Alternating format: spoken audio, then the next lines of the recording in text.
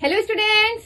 तो हम flashback series में पढ़ रहे थे इंडियन इकोनॉमी में चैप्टर एम्प्लॉयमेंट के 2 पार्ट हमने कंप्लीट कर लिए। आज का वीडियो लास्ट वीडियो होगा, मतलब कि आज एम्प्लॉयमेंट चैप्टर हम पूरी तरीके से एंड करेंगे, खत्म करेंगे। आज के वीडियो में हम अनएम्प्लॉयमेंट के कॉजेस, अनएम्प्लॉयमेंट कैसे होता है और अनएम्प्लॉयमेंट को कैसे रिमूव कर सकते हैं, ये सारी चीजों के बारे में हम आज की वीडियो में डिस्कस करने वाले हैं। तो चलिए ज्यादा टाइम वेस्ट नहीं करते हैं और वीडियो शुरू करते हैं। आ जाइए। कॉजेस ऑफ अनएम्प्लॉयमेंट, क्या क्या कारण है जिसकी वजह से हमारी कंट्री में अनएम्प्लॉयमेंट बहुत तेजी से बढ़ता जा रहा है और इसका गवर्नमेंट को सॉल्यूशन भी कोई नजर नहीं आ रहा है। तो फर्स्ट है रैपिड ग्रोथ ऑफ पॉपुलेशन। सबसे पहले तो क्योंकि हमारे यहाँ पॉपुलेशन बहुत तेजी से बढ़ रही है, हमारे यहाँ ही नहीं, अगर जिस भी कंट्री में अनएम्प्लॉयमेंट है वहां पे ये कॉज एक हो सकता है, रैपिड ग्रोथ ऑफ पॉपुलेशन। अगर पॉपुलेशन बढ़ेगी तो नॉर्मल सी बात है अनएम्प्लॉयमेंट होगा। रीजन कि अगर मान लीजिए कि 10 लाख जॉब अपॉर्चुनिटीज हैं और पॉपुलेशन बढ़ के 10 की 20 हो गई, तो जॉब अपॉर्चुनिटीज तो नहीं बढ़ सकती।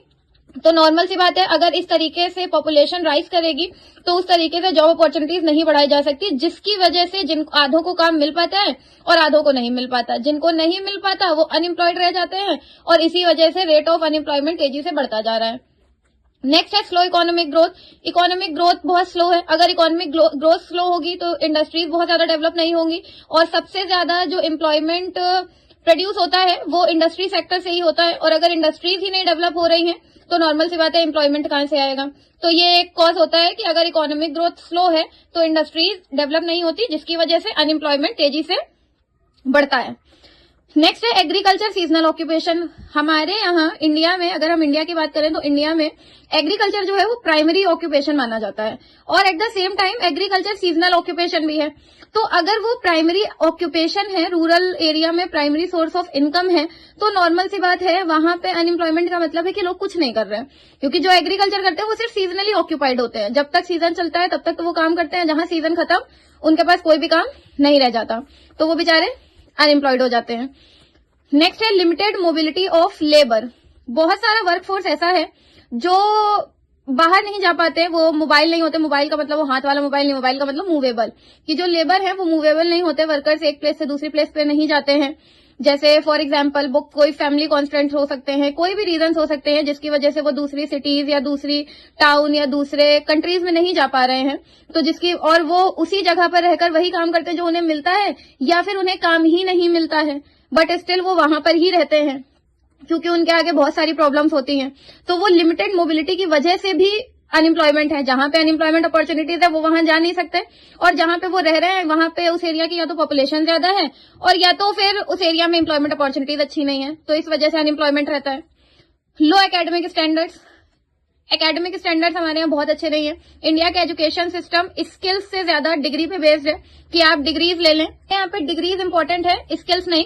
तो वो लो एकेडमिक स्टैंडर्ड्स की वजह से भी इंडिया में अनएम्प्लॉयमेंट बहुत ज्यादा है। अब हम लोग मेजर्स देखते हैं कि इनको रिमूव करने के क्या क्या मेजर्स हो सकते हैं, कौन कौन से वो तरीके हैं जिनसे हम अनएम्प्लॉयमेंट को कम कर सकते हैं और गवर्नमेंट अनएम्प्लॉयमेंट को कम कर सकती है। तो फर्स्ट है इंक्रीज इन प्रोडक्शन। अगर प्रोडक्शन बढ़ा दिया जाए तो अनएम्प्लॉयमेंट कम हो सकता है। कैसे? अगर प्रोडक्शन बढ़ाएंगे तो हमें लेबर की जरूरत पड़ेगी, अगर हमें लेबर की जरूरत पड़ेगी तो हमें लेबर रखने पड़ेंगे, जब लेबर रखे जाएंगे तो उनको वेजेस सैलरी दी जाएगी, मतलब वो एम्प्लॉयड हो जाएंगे। तो अगर प्रोडक्शन बढ़ेगा तो एम्प्लॉयमेंट अपॉर्चुनिटीज भी बढ़ेंगी और अनएम्प्लॉयमेंट में थोड़ा बहुत रिडक्शन आएगा। Educational reforms. गवर्नमेंट को बहुत ज्यादा तेजी से एजुकेशनल रिफॉर्म्स करने चाहिए। जो डिग्री ओरिएंटेड प्रोग्राम्स हैं वो एक्चुअली स्किल ओरिएंटेड होने चाहिए ताकि लोग मार्क्स से ज्यादा स्किल्स बनाने पे फोकस करें। तो ये एजुकेशनल रिफॉर्म्स होने चाहिए और इंडिया में बहुत ज्यादा नीडेड है।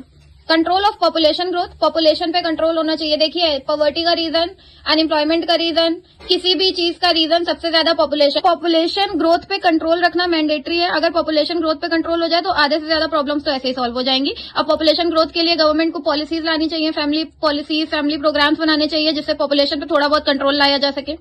Man power planning. अच्छी मैन पावर प्लानिंग करनी चाहिए। अच्छी मैन पावर प्लानिंग से मतलब है कि आपको स्किल्ड लोगों को काम देना चाहिए ताकि जब लोगों को पता चलेगा कि अच्छा अगर स्किल्स है तो फिर लोग अपने अंदर स्किल डेवलप करने की कोशिश करेंगे। जब उनके अंदर स्किल होगी तो नॉर्मल सी बात है कि वो अनएम्प्लॉयड नहीं रहेंगे, उनको भी कहीं ना कहीं कोई जॉब ऑफर होगी, कोई अपॉर्चुनिटी मिलेगी और वो काम करेंगे। Last is high rate of capital formation.